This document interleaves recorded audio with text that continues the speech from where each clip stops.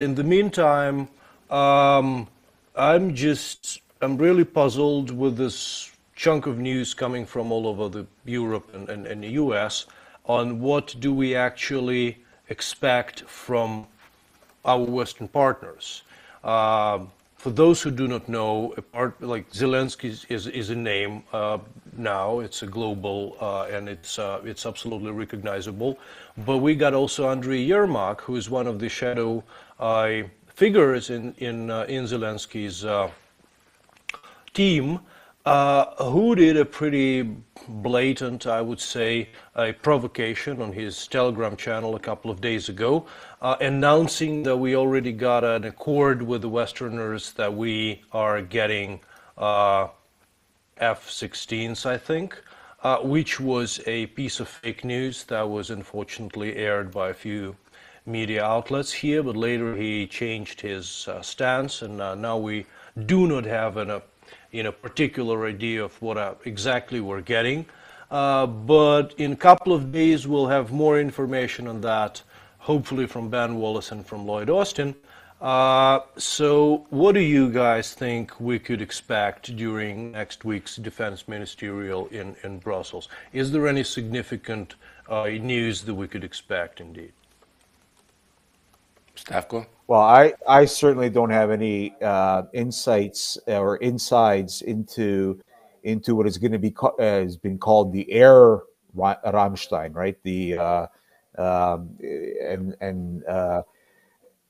I mean, I just hope that as opposed to Yermak, they're listening to Zaluzhny and getting his list and Zaluzhny still, what he and Zablotsky wrote back in the fall time about, our capacity is what we're lacking.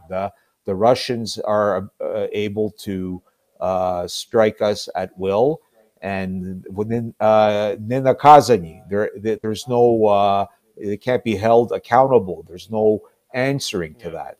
And in terms of broad strokes, can only hope that the next Rammstein will, give Ukraine enough to achieve that. Well, I mean, my take on it is that it's going to be an emerging, if not already an existing institution that's going to supplant NATO in its drive to sort of is a security construct for the continent, because it includes, it's really almost a global construct, I would say, because it includes not just the European continents, but there's Japan as part of it, another, I think even North Korea, South Korea is part of it as well. So I think it's going to be more of the same. I don't anticipate that we're going to lose any support. I have no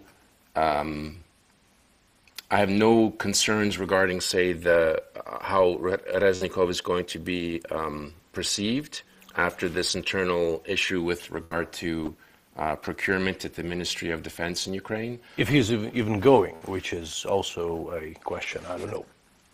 Well, I would be very surprised. I think that this has been the internal issue that Ukraine went through regarding the procurement. There was a comment by, and I'm going to screw up his name, Zhumadilov, I think, that basically he wrote on Facebook that basically it's the way that the Ministry of Defense does its procurement is what the problem is. That he doesn't suspect that there was any malfeasance, that there wasn't any effort, and I think that we need to give Reznikov the benefit of the doubt. I think he handled it quite well, especially with the announcement of a military Prozoro. I mean, we have to grow up a little bit because the United States has DARPA as the Defense Advanced Research Project Agency. Not everything that they do regarding security is open source and available. Now, maybe that's an anachronism. I don't know, and I think that's an interesting conversation to have. But I think that Reznikov is going to be greeted if he goes, and I suspect that he will because it's the ministers of defense. I don't think that what happened here regarding procurement is going to affect the relationship, and nor is it going to affect Rammstein's further commitment to peace and security and defending and helping Ukraine defend itself to the end. I mean, I think that see, for me, that's one of the most positive developments where the morality is coming back into the strategy.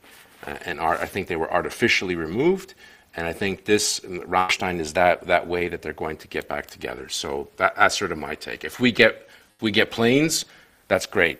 But I think if we get Grey Eagle drones, that's going to be another game changer.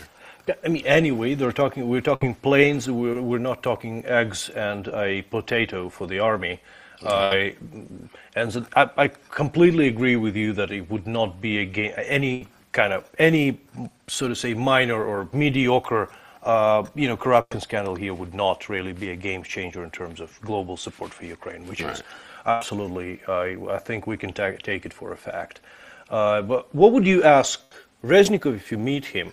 Because I have this mixed feelings about this whole situation, because we know that the contracts for supplying army with the foods and stuff was always a hodivnitsa, was always a feeder for local bureaucrats, and there was always corruption in it, and this is the name of the game here in Ukraine, unfortunately.